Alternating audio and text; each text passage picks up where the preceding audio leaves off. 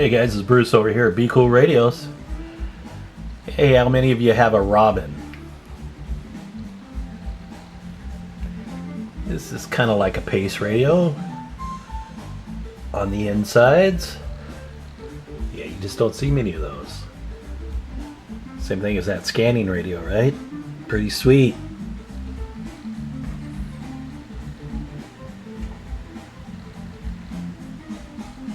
But let's get back to this T-Berry Stalker. So in the first couple videos I did, we went over the tuning of the first IF by using an external counter or a built-in counter.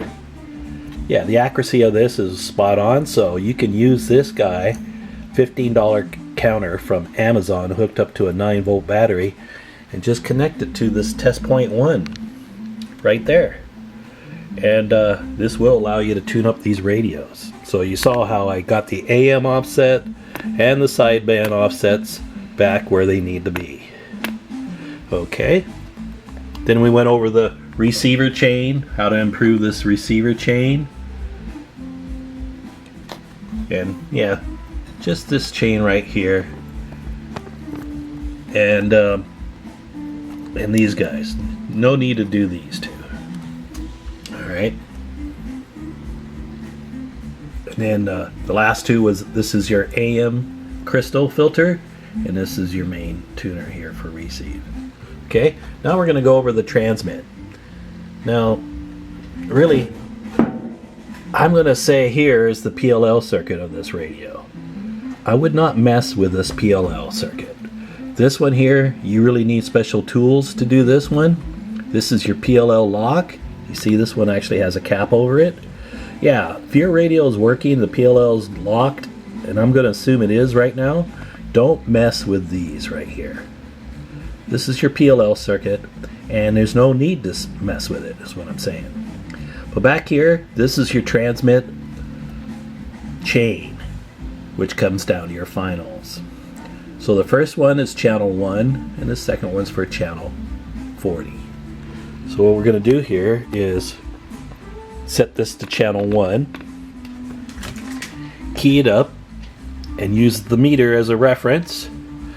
And we're just going to come in here with my ceramic tip tool and adjust this guy for a peak. Okay. You see it went up and down, so that's the peak right there. I didn't turn it too much. Then I'm going to switch this over to channel 40, and I'll do the second one. Alright.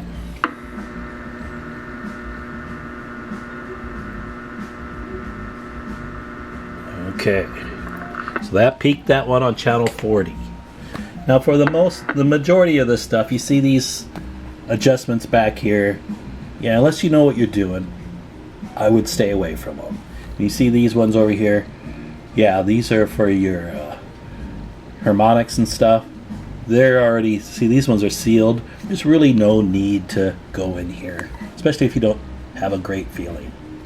And then the last thing I'll talk about here, it's going to be over in this corner and down here by the audio amplifier.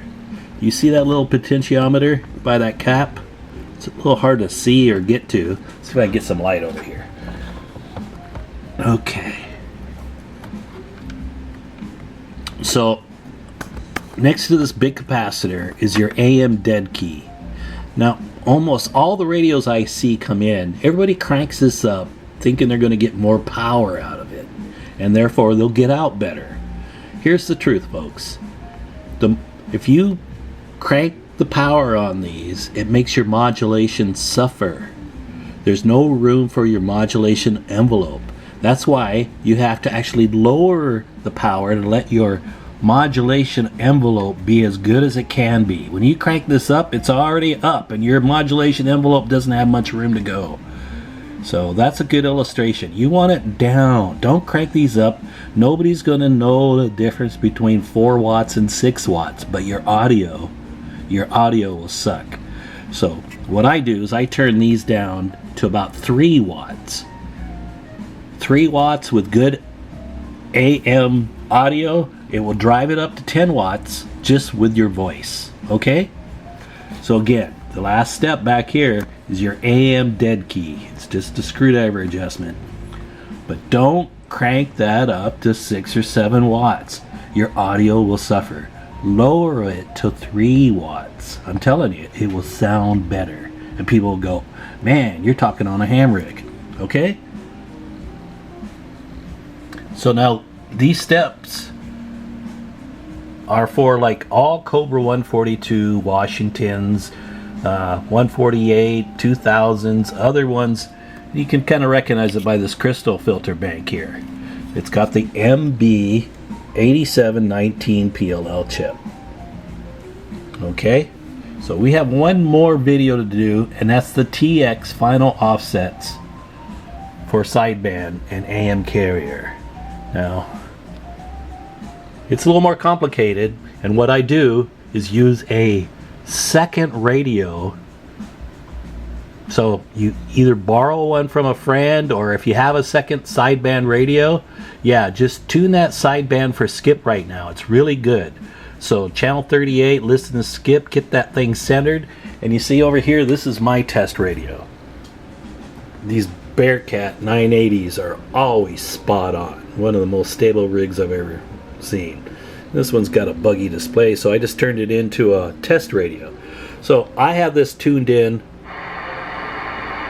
There's no skip talking right now, but I actually took the knob off because I have this centered. So I'm going to use this radio's audio. When I transmit on the other one, it's going to give me a 0 beat. And we'll 0 beat that TX offset, so sideband is spot on. Alright? We'll explain that some more. Alright, 73s. Hey, if this video is helpful, I know I'm kind of giving some people some power to, you know, go a little too far maybe, but again, I want this to be helpful, semi-clear, right? And I'm showing you how to do this with minimal tools. Again, number one tool, ceramic screwdriver. Yeah, don't come crying to me if you put a metal screwdriver in there and it cracks that core and then it won't turn and then it's stuck. That's the last thing you want to do. So again, you have to feel confident in doing this. You're going to get your hands in there a little bit, but I've done hundreds of these and it's a reasonable adjustments I showed you just to get it back in tip-top shape. Okay, next video we'll go over the TX offsets.